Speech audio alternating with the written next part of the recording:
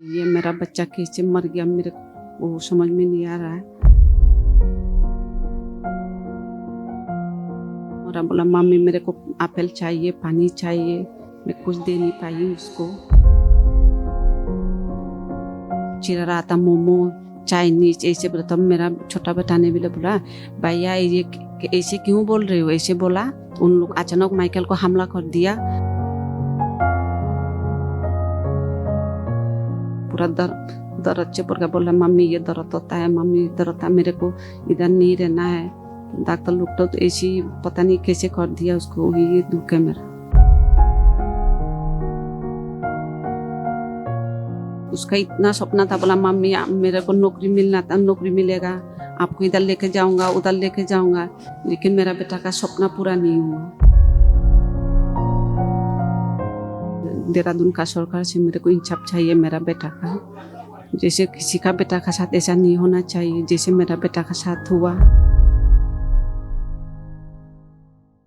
Standing united against hate, UCC Club condemns killing of Angel Chakma. No to hate, united we stand one northeast.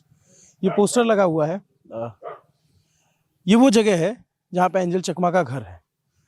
Angel चकमा त्रिपुरा के रहने वाला वो लड़का, वो 24 साल का यंग लड़का जो देहरादून में जाकर के पढ़ाई कर रहा था। हम न्यूज़ पिंच की टीम अगरतला से तकरीबन 150 किलोमीटर दूर अब यहाँ पे उनके घर पे आ चुके हैं। ये एंजल का घर है।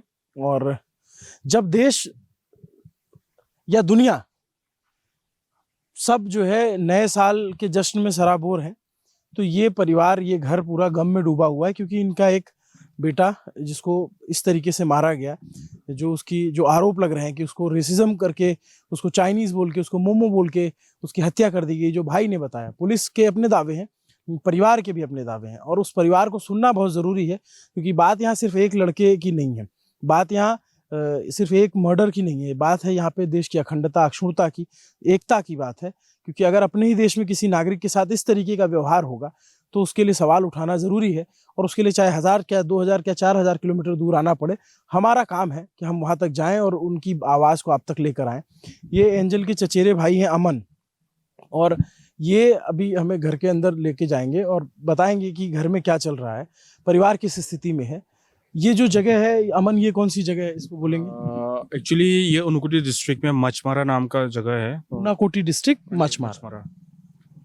सो ये मतलब एक्चुअली जो रेसिडेंस है, एक्चुअली एंजल का मदर साइड का रेसिडेंस है। एक्चुअली उनका और जो ओरिजिनल रेसिडेंस है, जो अपना घर है, वो अगरतला में नंदन नगर में।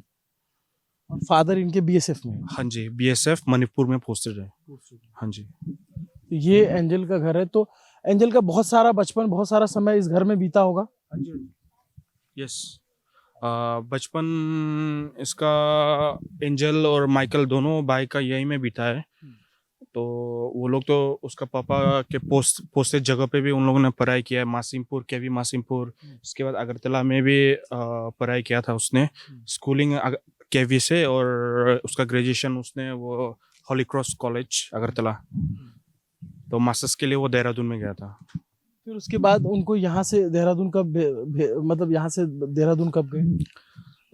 देहरादून शायद 2022, शायद 2 साल हो गया था वहाँ में उसका। और ये घर है। हाँ जी। तो पूरा परिवार, और आ जाइए, आप भी आ जाइए। तो ये एंजल का घर है और सब परिवार के लोग यहाँ पे इकट्ठा हुए हैं। जो धार्मिक रीति रिवाज हैं इनके, उन रीति रिवाजों का पालन किया जा रहा है। बड़ा मुश्किल होता है बतौर जर्नलिस्ट हमारा इस तरह की कवरेज करना, कि जिसके घर में इतने कम एज का बच्चा, सबसे कहते हैं ना दुनिया का सबसे बड़ा बोझ होता है पिता के कंधे पर बेटे की अर्थी का होना। और वो पिता जो बीएसएफ में है, जो देश की रक्षा के लिए ड्यूटी कर रहा है, सरहदों पे ड्यूटी दे रहा है, उसका बेटा सरहद के भीतर रेसिस्ट कमेंट करके जो आरोप लग रहे हैं उस तरीके से मारा जाता है। उसको मोमो, चिंकी, इस तरीके के शब्द इस्तेमाल किए जाते हैं। और हम सोचने पे मजबूर हैं कि हम कौन सा समाज गढ़ रहे हैं, हम कौन सा देश बना रहे हैं, जिस देश में जिन्होंने एंजल चकमा का मर्डर किया उसमें 2 नाबालिग हैं, 3 लड़के और एक नेपाली मूल का नागरिक बताया जा रहा है। लेकिन हमारे मन में सवाल आता है कि ये कौन सा हम समाज गढ़ रहे हैं जिसमें इस तरीके से हेट्रेट है कि उसको मार के उसकी जान ले ली जा रही है। ये बहुत कल्पना से और सोच और समझ से परे है। ये वो जगह है जहाँ पे एंजल को दाह संस्कार किया गया। यही वो जगह है। जी यही वो जगह है। एंजल का जो दाह संस्कार यही में किया गया है। एयरपोर्ट से सीधा उसका कॉफिन यहाँ में लाने के बाद यहाँ में दाह संस्कार किया गया था। ये जो बांस का बना रखा है ये क्या है? नहीं, एक्चुअली वहाँ में मतलब हम लोग का रिचुअल्स में वो एक ऑफरिंग जैसा है, मतलब दाह संस्कार के बाद। एंड देन उसका जो रियल फिनरल होगा वो 1 वीक के बाद होना था। तो आज तो क्या 26 में शायद दाह संस्कार हुआ था, तो आफ्टर 1 वीक फिनरल। मतलब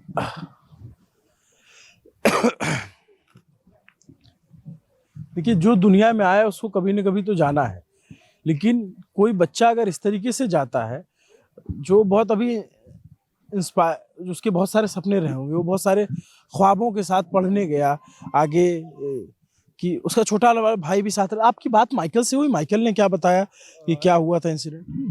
माइकल के हिसाब से उस दिन 9 दिसंबर 9 दिसंबर को मतलब दोनों भाई सेलाकुई के एरिया पे मतलब शॉपिंग करने की ग्रोसरी सामान खरीदने गए थे।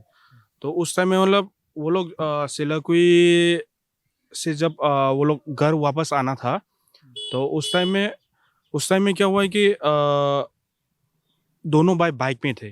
तो पीछे से कोई group of people they came to them and started to abuse them like racially, like passing some comments ना, like आप ये चिंकी मोमो वगैरह।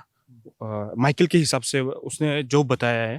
तो एंजल शांत स्वभाव का लड़का था, like he was not even indulged with any fights. Even वो ऐसा बच्चा था जब जब स्कूल में था, बस में भी अगर किसी को सीट ना मिले तो वो सीट ऑफर करता था अपना। देख रहे हैं वो भी किस समाज के लोग हैं कि अगर किसी के साथ इस तरीके से अटैक हो रहा है तो वो जो लोग तमाशबीन बने थे उनको भी सोचना चाहिए, उनको भी अपने गिरेबान में झांकना चाहिए। अब जो है कि अगर वो उस वक्त रहे होंगे, जो लोग भी, अगर उन तक ये वीडियो पहुंचता है, तो आप सोचो कि आप किस देश का और किस समाज का हिस्सा हो कि अगर एक बच्चे को इस तरीके से मारा जा रहा है और कोई बचाने नहीं आ रहा है। ये भी अपने आप में बहुत तकलीफ दे है। आज का जो सोसाइटी हो गई है कि कुछ इंसिडेंट होता है तो लोग खड़े होकर वीडियो बनाते हैं, इंस्टेंट ऑफ की मदद करें, रिएक्ट करें। वहाँ पे उस छोटे से 24 साल क्या उम्र होती है बताओ? मैं जाऊँगा, इनकी माँ से मुझे बात करनी है अभी, तो मैं क्या बात करूँगा, क्या पूछूंगा? मेरी तो मतलब हमें खुद लगता है जर्नलिस्ट की क्या सवाल पूछा जाए। ये उनके चचेरे भाई, इन्होंने बचपन से देखा, बता रहे हैं कि एंजल किस तरीके से सीधे स्वभाव का था और उस तरीके से उसने वहाँ पे रेसिज्म झेला। मतलब आप सोचो कि आप यूपी से हो, आप बिहार से हो, और आप जब जाते हो और महाराष्ट्र में जब कुछ होता है किसी को तो बुरा लगता है ना कि इस तरीके से बोला जा रहा है, या कहीं कुछ होता है तो बुरा लगता है ना। तो आप सोचिए कि इस इलाके के लोगों को कितना बुरा लगता होगा। मैं बार बार ये कह रहा हूँ कि मुझे नहीं पता इसको कितने लोग देखेंगे, लेकिन अगर एक आदमी भी देखता है तो कम से कम उसकी सोच तो बदले कि इसी देश का हिस्सा है। ये जो जिस जगह पे एंजल का घर है, त्रिपुरा का उनाकोटी डिस्ट्रिक्ट है ये, और त्रिपुरा को आप नक्शे में कभी देखिएगा, अगर जीके की पढ़ाई की है तो 3 तरफ से बांग्लादेश से घिरा हुआ है। तो बहुत ही हमेशा से सेंसिटिव और संवेदनशील जगह रही है ये, और यहाँ के लोगों ने अपने देश के लिए लड़ा है, हर मौके पे खड़े रहे हैं। हम बहुत सारे जिसको बोलते हैं कि ये मेन लैंड है और यहाँ के लोग उस तरह की चैलेंजेस नहीं फेस करते। 900 किलोमीटर की बांग्लादेश की बाउंड्री है और उस बाउंड्री के इर्द गिर्द हमेशा कुछ ना कुछ थ्रेट रहता है, और यही लोग हैं जो खड़े होते हैं उस थ्रेट के खिलाफ देश के लिए। और ये लोग अगर इस तरीके की चीजें फेस करेंगे तो देश के लिए शर्मिंदगी की बात है, सिर्फ सरकार के लिए नहीं, समाज के लिए भी, सोच के लिए भी, कि भाई आप देखो कि अपने ही देश के लोग, अगर यही कोई दूसरा देश क्लेम करता है कि अरुणाचल या चाइना उस पर कुछ कह देता है तो सब में उबाल दिखता है, और जब अपने देश के लोग इस तरीके से करते हैं तो फिर बताइए इनके मन में क्या बीतती होगी। मैं वो बात समझने की कोशिश कर रहा हूँ। हम इसलिए, आज 31 दिसंबर है, न्यू ईयर की नाइट होती हो, एंजल अगर होता तो वो भी अभी न्यू ईयर की प्लानिंग कर रहा था कुछ, वो भी न्यू ईयर सेलिब्रेट कर रहे होते, हम भी अपना कहीं पे और होते। और हम यहाँ पे किस लिए आए? इसीलिए आए ना कि उस बच्चे की बात, उस बच्चे की आवाज़, वो सिर्फ एक बच्चा नहीं है, वो पूरे नॉर्थ ईस्ट को रिप्रेजेंट करने वाला लड़का है जिसके साथ इस तरीके की घटना हुई है। आप लोग अब जैसे बाहर आपके बहुत सारे लोग पढ़ने जाते होंगे, लिखने जाते होंगे, अब मन में बहुत सारी आशंका रहती होगी। वो तो है, लाइक आपको मालूम होगा 2014 में जो इंसिडेंट हुआ था, हम लोग का अरुणाचली भाई था निधो तानिया, आपको याद होगा शायद से, जो अच्छी तरह से निधो तानिया का केस में भी जस्टिस नाम का मतलब बहुत कुछ हुआ था। एंड भाई का जो एंजल अपना जो भाई खोया हमने, उसका केस में बहुत कुछ मैनिपुलेशन हो रहा है। आप देख सकते हैं कि न्यूज़ इंटरव्यूज़ में जो पुलिस स्टेट उत्तराखंड पुलिस जो इंटरव्यू दे रही है, उसमें ये बताया जा रहा है कि इसमें कोई रेशियल डिस्क्रिमिनेशन नहीं है। मेरे ख्याल से यहाँ में कौन से एंगल से मतलब बताया जा रहा है कि रेशियल डिस्क्रिमिनेशन नहीं है? रेशियल डिस्क्रिमिनेशन है यहाँ में। क्यों? मणिपुर स्टूडेंट यूनियन जो दिल्ली में है, स्टूडेंट बॉडी है, वो लोग ने खुद कंडेम किया है इस स्टेटमेंट को। और जब एफआईआर में I just want put up one question to Uttarakhand police. FIR incident 9 दिसंबर में हुआ था, स्टूडेंट बॉडी एफआईआर लिखाने के लिए गए थे, उनका एफआईआर क्यों फाइल नहीं किया गया है? उनका एफआईआर 3 दिन बाद क्यों फाइल किया गया है? स्टूडेंट बॉडी जो है वो कॉलेज स्टूडेंट्स है, कॉलेज गोइंग स्टूडेंट्स है, 18+ है, अनसाउंड माइंड तो नहीं है, साउंड माइंडेड ही है। तो उन लोगों का हक बनता है ना कि पुलिस मतलब किस लिए? पब्लिक सेफ्टी के लिए है। कोई वहां में अपना अननेसेसरी चीजों के लिए तो नहीं जा रहा है, अपना सेफ्टी के लिए पुलिस के पास जा रहा है, एफआईआर लिखाने के लिए गए, तो उसका एफआईआर क्यों लॉन्च नहीं किया गया है? और एंजल स्टैबिंग के बाद हॉस्पिटल में गया था ना, हॉस्पिटल उसका पेन से मतलब हॉस्पिटल बेड में पड़ा हुआ था। हॉस्पिटल अथॉरिटी का फर्स्ट ये काम है कि MLC case, medical legal case file किया जाए, पुलिस को इन्फॉर्म किया जाए, लेकिन उन्होंने ये सब नहीं किया। It was the victims party who did the FIR. वो भी फर्स्ट फाइल नहीं किया गया, कोई पॉलिटिकल प्रेशर देने के बाद ही फाइल किया गया। So I just want to ask कि मतलब लीगल जस्टिस के लिए कोई पुलिस केस अगर कराना चाहे, क्या मतलब पॉलिटिकल पावर, पॉलिटिकल इन्फ्लुएंस जरूरी है? ये जो अमन चकमा जो सवाल पूछ रहे हैं, वो उत्तराखंड के सीधे सीधे मुख्यमंत्री से पूछा जाना चाहिए, उत्तराखंड के डीजीपी से पूछा जाना चाहिए, देहरादून के एसएसपी से पूछा जाना चाहिए कि आप अपनी पुलिस को कम से कम इतना तो ट्रेंड करो। अगर इस तरीके का कोई मसला आता है, और इस तरीके का नहीं, किसी भी तरीके का अगर कोई जेन्युइन मसला आता है, तो उसको एफआईआर दर्ज करने में 3 दिन लगेंगे। उसकी अब आकर के कह देना कि ऐसा नहीं था, वैसा नहीं था, क्या उस बच्चे की जान वापस आ सकती है? नहीं आ सकती है।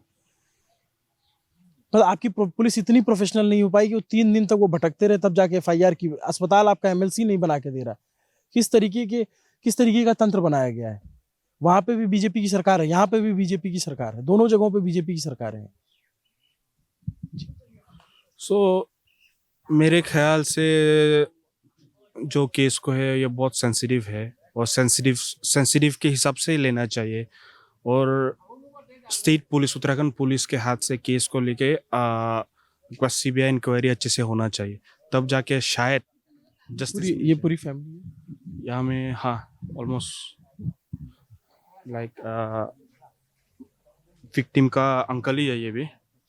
सो उधर में हाफ ऑफ द फैमिली है, मतलब पूरा फिलहाल हाफ। सब लोग हिंदी बोलने में है या नहीं बोल पाएंगे? हिंदी बोल पाएंगे कोई कोई, आप पूछ सकते हैं, इनसे भी पूछ सकते हैं, ये भी भाई लगता है। ये घर है, और अंदर जो है एक फोटो लगी हुई है एंजल की, और कैंडल जला के रखा हुआ है। आप नाना है, तो अभी आप लोग यहीं पे रहते हैं? मैं तो एंजल का दादू, सही है। मेरा नाती जात जो वो, उनको जो दोषी है उनको सजा मिले और फांसी मिले, ऐसा ही मैं प्रार्थना कर रहा। सरकार क्या हमको बोला, ऐसे ही हमारी बात। आप लोग भी सब परिवार से ही हो? मैं बात कर सकता हूँ? आप लोग अभी क्या चाहते हो सरकार से, या फिर आप लोग को क्या पता चला, अगर थोड़ा बोलना चाहें तो? सरकार से क्या चाहिए? जो दोषी है उसको शास्ति मिले, जान के बदले जान ही चाहिए, और क्या चाहिए? उन लोग इंदा बहुत उसको कस दे के मारा है ना, तो उन लोगों को भी ऐसा कस ही चाहिए, उन लोगों को भी ऐसा सजा मिले, ऐसा ही चाहिए। बस सजा ही चाहिए जो दोषी है, और कुछ नहीं चाहिए। कुछ नहीं बोलना। फैमिली है अंदर, माँ है, हम उनसे भी चल के बात करेंगे, ताकि वो वहाँ गई भी थी इंसिडेंट पे। जब एंजल को चाकू मारा गया, अस्पताल में एडमिट था, तो एंजल वहाँ पे थे। मैं माँ के पास चल रहा हूँ बात करने के लिए। किसी भी रिपोर्टर के लिए या किसी भी इंसान के लिए बड़ा मुश्किल होता है ये पूछना उसकी माँ से, जिसने अपने बच्चे को खोया है और इतने कम एज में, और उनका जवाब देना भी बहुत मुश्किल होता है। हमारे लिए भी बहुत लगता है कि क्या पूछें। लेकिन एंजल चकमा, जिनकी जान गई देहरादून में, उनके घर पे हम हैं और उनकी माँ है यहाँ पे, तो थोड़ा बहुत हम उनसे जानना चाहेंगे कि ये चाहती क्या है, क्या सरकार से क्या चाहती है। ये जब वहाँ गई अस्पताल में तो क्या हुआ, क्योंकि मौके पे तो जब इंसिडेंट हुआ तो नहीं रही हुई, क्योंकि उन्होंने अपने बच्चे को पढ़ने भेजा था। और जब दुनिया देश नए साल के जश्न में डूबा हुआ है तो फिर इनके परिवार मातम में है। ये एंजल की माँ है। आपका क्या नाम है? मेरा नाम गोरीमिता चकमा है। तो एंजल को कब पढ़ने भेजा था आपने? तब देहरादून भेजा था? हाँ, देहरादून भेजा था उसको पढ़ने के लिए। वो MBA कर रहा था। वो ये बाद में उसका साथ मारपीट हुआ, उसको चाइना मोमो बोला, तो ऐसे ही उसको मार दिया। अचानक आके उसको चाकू मार दिया, तो ऑपरेशन हुआ उसका। डॉक्टर बोला ऑपरेशन सक्सेसफुल हुआ, लेकिन सक्सेसफुल नहीं हुआ।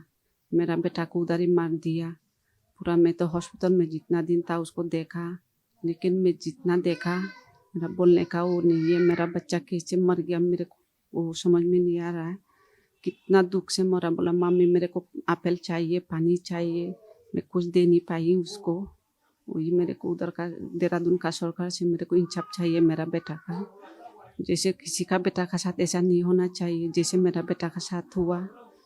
वही है मेरा बेटा बहुत मुश्किल से मरा, लेकिन बहुत यह था। मेरा बेटा का बहुत सपना था, ऐसे करूँगा ऐसे। मेरा बेटा का नौकरी भी मिला था, लेकिन मेरा बेटा सक्सेसफुल नहीं हुआ। वही है मेरा, वही है। एंजल यहाँ से पढ़ने कब गए थे, मतलब कौन से साल में? कौन से साल में? वो तो 2-3 साल हो गया था वो। ऐसे फिर जब ये इंसिडेंट हुआ तब आप लोग यहीं रहे होंगे? हाँ, मैं तो यहीं था। उसका मामा गया, उसका पापा गया। मैं तो बाद में भी मैं 16 तारीख को गया। 16 तारीख को रात को मैं पहुंचा उधर। तो 16 तारीख को ऑपरेशन हुआ उसका। बुधवार को ऑपरेशन हुआ। मैं तो बात भी किया अच्छा से उसका साथ। तो ऑपरेशन का बुधवार का ऑपरेशन हुआ, लेकिन उसको तो उस दिन तो मिलने नहीं थी हम लोग को। मैं गुरुवार को उसका सुबह मिला। सुबह तो अच्छा से बात किया मेरा साथ, बहुत अच्छा से बात किया। बोला मम्मी मेरे को एप्पल चाहिए, खीरा चाहिए, अनार का जूस चाहिए, पानी चाहिए। लेकिन मैं डॉक्टर को पूछा, डॉक्टर ने बोला अभी दे नहीं पाएंगे ऐसे बोला। बाद में मैं 11:30 बजे और मिलने गया। उस टाइम भी बात किया मैं। तो उन लोग रात को और 5:30 बजे उसका पापा गया मिलने के लिए। उस टाइम वो बोल नहीं पा रहा था, तो सिर्फ इशारा से बात किया, ऐसे है ऐसे। तो हम लोग को 10:30 बजे बुलाया हॉस्पिटल से। बोला आ जाओ, बोला वो बहुत सीरियस है। तो उस टाइम वो उसका पूरा बोलना चलना पूरा बंद हो गया। तो हम लोग को तो ऐसे ही रखा। बाद में शनिवार को तब बोला 11:30 बजे बोला आपका लड़का नहीं है करके। वही क्या बोलेंगे। और जो भी हुआ वो बहुत ज़्यादा पेनफुल है। हम सब लोग इसको जब देखते हैं, जानते हैं और क्या हुआ, तो बहुत शर्मिंदगी भी महसूस होती है कि हमारे देश में होकर के ऐसा कैसे हो सकता है। लेकिन जब ये सब कुछ माइकल ने आपको बताया, कुछ आपके पास फोन आया होगा? वो दिन तो छोटे बेटे? हाँ, मेरा छोटा बेटा वो दिन जिस दिन हादसा हुआ 9 तारीख को शाम को जैसे 3-4 बजे कॉल किया मेरे को। तो मैं कॉल किया, उनको बोला मम्मी सब्जी लेने जा रही हूँ। बोला फूल गोभी बनाना था। मैं बोला मेरे को पूछा कैसे फूल गोभी बना। मैं सब उसको टोटल बता दिए, ऐसे बनाना। तो बाद में 6:30 ऐसे बज रहा था। ऐसे कॉल कर रहा हूँ, नहीं उठा रहा है। तो बाद में ऐसे 7-8 का 20 में तो अचानक फोन आ गया। बोला मम्मी भैया को किसी ने मार दिया। तब से ऐसे ही हो गया। तो सबको पता चल गया उसका एक्सीडेंट। तो पहले तो हम लोग को पता नहीं था उसको चाकू मारा ना क्या मारा, तो बोला खून आ रहा है बहुत। बाद में तो मेरा बेटा बोल रहा है माइकल, बोला मम्मी भैया से डॉक्टर लोग मिलने नहीं दे रहा। मेरा बेटा बहुत रो रहा था उधर, तो इधर भी हम लोग रो रहा है। इतना दूर है, हम लोग तो जा नहीं पा रहे उस दिन। तो दिन तो दूसरा दिन तब उसका पापा और उसका मामा चला गया, मैं तो नहीं गई। ये बात है। तो बाद में हम लोग को पता चला चाकू से मारा उसको, वही है। माइकल ने बताया कि झगड़ा हुआ था, क्या हुआ था, पहले से जानते थे उन लोगों को? पहले से नहीं जानता था, सिर्फ मैं पूछा कैसे क्या बोला, उन लोग चिरा रहा था मोमो चाइनीज ऐसे बोला। तब मेरा छोटा बेटा ने भी बोला भैया ये ऐसे क्यों बोल रहे हो, ऐसे बोला। तो उन लोग अचानक माइकल को हमला कर दिया, तो माइकल जैसे गिर गया। बाद में वो बड़ा वाला लड़का आया मेरा बचाने के लिए, तो उसे उसको तो ऐसे ही मार दिया। 4-5 आदमी ने ऐसे मारा। तो माइकल ने उसको, जब उसका होश आया तो उसको खुद ही हॉस्पिटल लेके गया। वो मेरा बड़ा वाला लड़का का दोस्त को कॉल किया, भैया ऐसे हो गया वैसा, सब आके उसको हेल्प कर रहा है, ये कर रहा है। तो हम तो सोचा वही है, इतना सीरियस नहीं है। बाद में देखा पूरा सीरियस हो गया। खुद में देखा मेरा बेटा कैसे मर गया, पूरा दर्द से पड़ गया। बोला मम्मी ये दर्द होता है, मम्मी दर्द होता है, मेरे को इधर नहीं रहना है। तो डॉक्टर लोग तो ऐसे ही पता नहीं कैसे कर दिया उसको, ये दुख है मेरा। ये एंजल की फोटो है, 12/2/2001 में पैदा हुआ था और बहुत ही भी कम एज, 24 साल की उम्र हो रही होगी। ये तो क्या ही उम्र थी। इन्होंने तो भेजा होगा अपने बच्चे को पढ़ने के लिए, अपने सपने को पूरा करने के लिए, कुछ बनेगा, परिवार को आगे लेके जाएगा। दोनों बेटे वहाँ पढ़ रहे थे। सारी पढ़ाई एंजल ने यहीं पे पहले त्रिपुरा में की, यहाँ पे केवी कॉलेज से पढ़ाई की, स्कूल से, फिर उसके बाद ग्रेजुएशन यहाँ से किया। पोस्ट ग्रेजुएशन के लिए इन्होंने वहाँ पे भेजा था। तो आपके पास नेता लोगों का फोन आया, मुख्यमंत्री का या किसी का, कोई आश्वासन दिया उन्होंने? मेरे पास तो नहीं आया, लेकिन मेरा हस्बैंड से उन लोग बात किया, वही है। आपके हस्बैंड क्या करते हैं? मेरा हस्बैंड बीएसएफ में है। बीएसएफ में है। आप सोचो कि इनके हस्बैंड बीएसएफ में है और सीमा की सुरक्षा करते हैं, मतलब बीएसएफ बॉर्डर सिक्योरिटी फोर्स, जहाँ पे आप देश की सीमाओं की रक्षा करते हैं, और उनका बेटा देश की सीमाओं के अंदर ही सुरक्षित नहीं रहा। तो इस परिवार के ऊपर क्या बीत रही होगी, ये किसी से, इसको बताने के लिए किसी के पास कोई शब्द नहीं हो सकते। बहुत मुश्किल है। मैं बार बार ये सोच रहा हूँ कि अभी यहीं पास में ही एंजल को बरी किया गया, मतलब उनको जो इनके रिचुअल होते हैं उसमें जलाया गया, दाह संस्कार हुआ, और उसके बाद फिर यहाँ पे सब कुछ है। और आप देखेंगे कि अभी अगर चुनाव चल रहे होते ना, तो नेताओं की भीड़ लग गई होती। बहुत सारे नेता, देश विदेश सब बड़े बड़े नेता यहाँ पे आते। अभी आपके घर पे आ रहे हैं कोई? हाँ आया है, हमारा त्रिपुरा का ये सांत्वना आया है। तो आप लोग को कुछ मुआवजा या नौकरी देने की बात कही है? मेरे को पता नहीं है। मैं आज इंटरव्यू दे रही हूँ, इतना दिन तो नहीं दे रही हूँ, मेरे को पता नहीं है इतना। आप लोग क्या चाहती हैं कि सरकार क्या करे? जो देहरादून की सरकार है, जो वहाँ के मुख्यमंत्री हैं, या वहाँ के एसएसपी का बयान आया कि नहीं ऐसा कुछ टिप्पणी नहीं की गई थी, कोई चाइनीज मोमो? तो उधर का पुलिस तो झूठी बोल रहा है। ऐसे भी डॉक्टर ने हम लोग से पूछा, बोला अभी उन लोग इंजाम लगा रहा है मेरा बेटा दराक्ष करता है, बोल रहा है ऐसे दराक्ष कर रहा है, लेकिन मेरा बेटा को भी दराक्ष नहीं किया। तो जो मेरा बेटा को चाकू मारा, उसका मम्मी भी बोल रहा है उसका बेटा को कुछ पता नहीं है, लेकिन उसका बेटा को पता नहीं है। तो जो 5 आदमी जो पकड़ गया, उसका बेटा का नाम ही ले रहा है। तो वो उसका बेटा नहीं मरा, तो किस लिए वो चुपके से बेटा है, तो सामने लेके आओ उसका मम्मी को। ये मैं बोलना चाहती हूँ, उस अपना बेटा को सामने लेके आओ, मेरे से बात करो उसका मम्मी को। सब तो उसका बेटा का नाम ही तो ले रहा है ना, मेरा बेटा को मारा हो। मेरा बेटा ऐसे नहीं था, खूब झगड़ा नहीं किया, कुछ भी नहीं किया। मेरा बेटा बहुत सीधा साधा था। वो दराक्ष खूब ही नहीं लिया। उसका इतना सपना था, बोला मम्मी मेरे को नौकरी मिलना था, नौकरी मिलेगा, आपको इधर लेके जाऊंगा, उधर लेके जाऊंगा, लेकिन मेरा बेटा का सपना पूरा नहीं हुआ। मेरे को पता है मेरा बेटा कैसे, वो क्या इतना दर्द से मेरा बेटा था, पूरा गर्दन भी हिला नहीं पाता था, पूरा इधर पूरा एकदम पैरालिसिस का साइड का ऐसे हो गया मेरा बेटा। दिन भर रोते रहता था वो। जो अस्पताल में इलाज हो रहा था, तो आप अस्पताल में ही थी? तो डॉक्टरों ने क्या ठीक से इलाज किया? तो मेरे को लगता है डॉक्टर ने अच्छा से या वो नहीं किया उसको। ऐसे अचानक उन लोग तो हम लोग को बोला ही नहीं है। पहले तो ऑपरेशन का बाद भी वेंटिलेटर में रखा, वेंटिलेटर में रख के तब आईसीयू में लेके गया। आईसीयू में तो ज़्यादा जगह 2-3 घंटा ऐसे होगा तो बाद में और हम लोग को बुलाया सीरियस करके तो और वेंटिलेटर में लेके गया। उस टाइम तो इधर मुंह से पाइप पूरा लगा के रखा, ऐसी बोला। बाद में बोला मेरा बेटा कोमा में चला गया, बस हो गया। बीच में लेकिन एक बार ये आया था कि ठीक हो गया ऑपरेशन आप लोग के पास? नहीं, ठीक नहीं हुआ, वो ऑपरेशन ठीक नहीं हुआ। ये एंजल की माँ है और आप इनकी हालत को समझ सकते हैं। ये उतना बात भी नहीं कर पा रही हैं। इसकी फ़ोटो है और ये उनका घर है। कई सारी फ़ोटोज़ आप देखेंगे जब वो छोटे थे तब की फ़ोटो लगी हुई है। और ये चाहती हैं कि इंसाफ मिले, क्योंकि ये सिर्फ एक माँ के बच्चे की बात नहीं है, ये पूरे देश की अखंडता अक्षुणता की बात है। मैं बार बार इसलिए कह रहा हूँ, हम लोग न्यूज़ पिंच की टीम यहाँ पे आई, जब यहाँ पहुँचने के लिए तो हमें अगरतला आना पड़ा दिल्ली से अगरतला से भी 4 घंटे की दूरी पे है ऊनाकोटी डिस्ट्रिक्ट, और यहाँ पे इनका घर है गांव में। ये माँ सिर्फ अपने बच्चे के लिए इंसाफ नहीं चाहेगी, ये इंसाफ चाहेंगी कि आगे भविष्य में कभी भी किसी भी नॉर्थ ईस्ट के बेटे को ये फेस ना करना पड़े कि उसे रेसिज्म झेलना पड़े, उसे कोई मोमो कहे, कोई चाइनीज़ कहे। ये सभी इसी भारत का हिस्सा है, इसी देश के हिस्से हैं। और आप कल्पना नहीं कर सकते कि ये घर जहाँ पे है या जहाँ पे चकमा फैमिली रहती है, इनका भी अपना बहुत इतिहास है। ये चिड़गांव ट्रैक से एक ज़माने में पूरी ये ट्राइब यहाँ पे आई, और भारत का जब आज़ादी का आंदोलन चल रहा था तब भी बहुत महत्वपूर्ण योगदान निभाया यहाँ के लोगों ने। और आसपास 3 तरफ से बांग्लादेश से घिरा हुआ है। कुछ बांग्लादेश में कुछ होता है तो लोग कहते हैं अरे बांग्लादेश की बात करो, लेकिन जो आपके देश में हो रहा है उसकी बात कौन करेगा? उसको लेकर के आवाज़ कौन उठाएगा? ये चाहती हैं कि जिन्होंने भी इनके बेटियों के साथ चाकू मारा है उनको सज़ा मिले, उनके खिलाफ सख्त से सख्त कार्रवाई हो।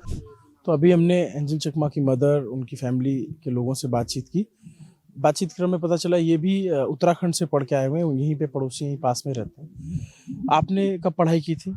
मैं गया था 2013 में और रिटर्न किया था मैंने 2018 में। मैंने 5 साल उधर ही बिताए। एग्जैक्टली मैं पढ़ता था दून कॉलेजेस में, तो वो भी सेलाकुई में ही था। तो मैंने वहाँ पे हॉस्टल में रहा, मैं 2 साल हॉस्टल में रहा, फिर मैंने रेंटेड में शिफ्ट हो गया। वैसे वही है। एंजल को आप जानते थे? एंजल को मैं नहीं जानता था, बट लाइक हमारे फ्रेंड की मतलब रिश्तेदार है, तो हमारे भी क्लोज है वो बहुत। तो आप जब उत्तराखंड में रहते थे तब और आपके माहौल में कुछ फ़र्क है या फिर? वैसे तो उत्तराखंड मैं हर साल ही जाता था, लाइक आफ्टर ग्रेजुएशन के बाद भी मैं हर साल एटलीस्ट मैं ट्राई करता था एक बार तो मैं जाऊं। मैं लास्ट गया था 2023 को, उसके बाद मैं जा नहीं पाया। तो उत्तराखंड के लिए तो मेरा हमेशा ही बहुत सॉफ्ट कॉर्नर रहा है। लाइक वहाँ के लोग इतने वेल मैनर्ड है। लाइक पर्सनली मैंने उत्तराखंड के स्टेट में ये सब मैंने फेस नहीं किया, क्योंकि इट्स अंडरस्टैंडेबल ऑल्सो कि वहाँ पे बहुत टिबेटन पॉपुलेशन भी उधर बहुत डिस्टिंक्ट है। उसके बाद आपका नेपालीज पॉपुलेशन भी बहुत डिस्टिंक्ट है उधर। तो उधर में मतलब जो डेमोग्राफी है वो तो बहुत मिक्सअप है, तो हमारे जैसे दिखने वाले भी लोग हैं वहाँ पे। तो ये अचानक से ये सब होना तो it's very shocking for me also कि ऐसा भी हुआ है। मैं जिस शहर पे था, जिस शहर से मुझे बहुत मतलब पर्सनल अटैचमेंट भी बहुत है, तो इट्स वेरी थोड़ा सैड है मेरे लिए भी बहुत। आपके साथ पढ़ते हुए कभी ऐसा होता था आपको कोई इस तरीके से कुछ बोल के निकल जाए? नहीं, ये पर्टिकुलरली उत्तराखंड में नहीं हुआ। मैं दिल्ली में भी था, मैंने 2 साल वहाँ पे भी रहा। मैं कोविड का टाइम था, बहुत डिस्टर्बिंग वो था। मैं रहता था टैगोर गार्डन पे वेस्ट दिल्ली में। तो मैं और मेरा एक छोटा भाई रहता था, हम लोग रेंटेड एकोमोडेशन पे रहते थे। तो कोविड के टाइम पे भी मतलब एक स्पेकुलेशन था वहाँ के लोगों को कि ये चाइना से आ रहा है और हम लोग वी लुक सर्टेन टाइप ऐसा। तो हर चीज़ में हमें इन्वॉल्व कर रहे थे कि ये हमारी वजह से ये सब हो रहा है। तो एक इंसिडेंट तो मैं आपको शेयर ही कर देता हूँ। मैं और मेरा भाई एक बार जब ग्रोसरी लेके रिटर्न कर रहे थे, तो ऐसे पार्क से गुजर रहे थे, मतलब पार्क के थ्रू जाना पड़ता है हमारे घर। तो एक बच्चा था उसके पापा के साथ, बोल रहा है पापा देखो वो कोरोना वायरस।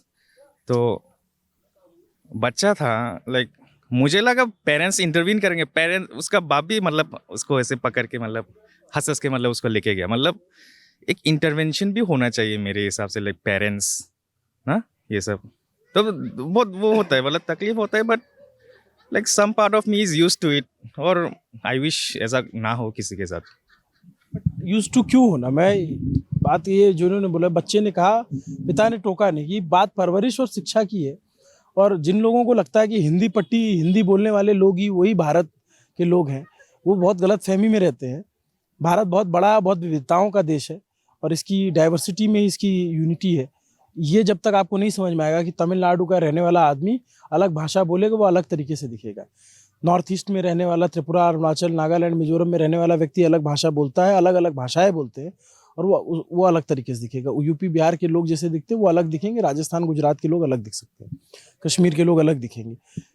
यही इंडिया है, जब सब एक सूत्र में बनता है तब। और जब एक इंडियन दूसरे इंडियन को इस तरीके से बोलता है तो पता चलता है कि कहीं ना कहीं एजुकेशन सिस्टम में खामी है, क्योंकि आपको पढ़ाया ही नहीं गया, हमें बताया ही नहीं गया कि हमें अपने लोगों के साथ कैसे बिहेव करना है, हमारे लोग कौन कौन है और कैसे दिखते हैं, कैसे बोलते हैं। ये सबसे बड़ी प्रॉब्लम तो इस जगह पे है। अगर ये प्रॉब्लम नहीं होती तो एंजल के साथ जो हुआ वो शायद नहीं होता। और हमारी कोशिश क्या है कि हम 31 दिसंबर को जब न्यू ईयर पे पूरा सब लोग सेलिब्रेट कर रहे होंगे तो हम आकर कवरेज कर रहे हैं। हम कोई बहुत महान काम नहीं कर रहे हैं, लेकिन हम ये कोशिश, हम एटलीस्ट हमारे हाथ में माइक है, हमें ये ताकत मिली, तो हमारी ये कोशिश है कि अगला कभी कोई एंजल ना बने। ऐसे अरुणाचल के एक लड़के के साथ 2014 में इस तरीके का इंसिडेंट हुआ था, दिल्ली में हुआ था तब। अभी उसमें क्या हुआ, क्या जांच रिपोर्ट हुई, किसी को नहीं पता। एंजल चकमा जैसा हादसा किसी और के साथ ना हो, एंजल चकमा जैसी हत्या किसी और की ना हो, लोग समझें। मैं बार बार कह रहा हूँ, मुझे नहीं पता ये वीडियो कितने लोग देखेंगे, 1 लाख लोग देखेंगे, 1000 लोग देखेंगे, या एक व्यक्ति देखे। अगर एक व्यक्ति भी देखता है और उसकी सोच बदलती है हमारी रिपोर्ट देख करके, तो हमारी यही हमारी सफलता होगी। मुझे पता है अभी असम चुनाव है थोड़े दिन बाद, तो आप देखेंगे पूरा मीडिया सब आएगा और चुनाव को दिखाने के लिए। लेकिन न्यूज़ पिंच ने आपसे पहले भी वादा किया था, हम सिर्फ चुनाव पे ग्राउंड रिपोर्ट नहीं करेंगे। हम जब भी जरूरत पड़ेगी और एक व्यक्ति की बात हो चाहे किसी की बात हो, हम आएंगे। और इसीलिए हम यहाँ एंजल की रिपोर्ट करने आए, क्योंकि ये सिर्फ एक लड़के की कहानी नहीं है, ये पूरे नॉर्थ ईस्ट रीजन की कहानी है। क्योंकि जिनके लोगों को इस तरीके से टारगेट किया जाता है, इस तरीके से फप्तियाँ कसी जाती हैं, रेसिज्म झेलना पड़ता है, उन्हें इस तरीके से ताने मारे जाते हैं और फिर जान ले ली जाती है। पुलिस का दावा है कि रेसिज्म जैसा मामला नहीं है, लेकिन परिवार जो है वो सारे एविडेंस दे रहा है, सारी बात बता रहा है। आपको ये पूरी रिपोर्ट कैसी लगी कमेंट करके जरूर बताइएगा। हम दिल्ली से अगरतला तकरीबन 2500 किलोमीटर दूर, फिर उसके बाद अगरतला से 150-200 किलोमीटर 4 घंटे का सफ़र करके एंजल के घर आए। और घर की बात सुनाना इसलिए ज़रूरी था क्योंकि देश की हर एक माँ देखे कि कैसे एक माँ पीड़ा में है, व्यथा में है, और उसकी व्यथा को समझे, उसको इंसाफ मिल सके। उत्तराखंड की सरकार, पुष्कर सिंह धामी सरकार दोषियों को जो है सज़ा दिलाए और जितनी जल्द दिलाए, और त्रिपुरा की सरकार इनकी फैमिली का ख्याल रखे। पिता बीएसएफ में है और फिर ये सब चीज़ होना बहुत कल्पना से परे है। अभिनव पांडे नाम मेरा, कैमरे के पीछे मेरे साथी तौफीक हैं। शुक्रिया।